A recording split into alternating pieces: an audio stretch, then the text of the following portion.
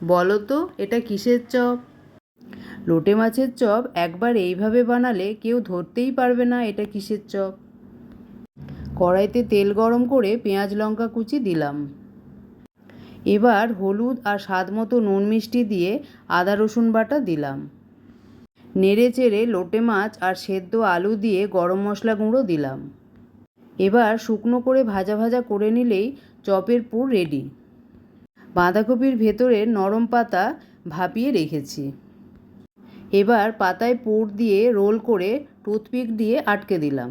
ব্যাটারের জন্য বেসন, হলুদ আর স্বাদ মতো মিষ্টি নিলাম। বড় 1 চামচ জল দিয়ে ফেটিয়ে নিলেই ব্যাটার তৈরি। এবার চপগুলো ব্যাটারে ডুবিয়ে গরম ডুবো তেলে ছেড়ে দিলাম। উল্টে পাল্টে লাল করে ভেজে নিলেই লোটে মাছের চপ তৈরি। তোমরা বানিও আর জানিও কেমন লাগলো।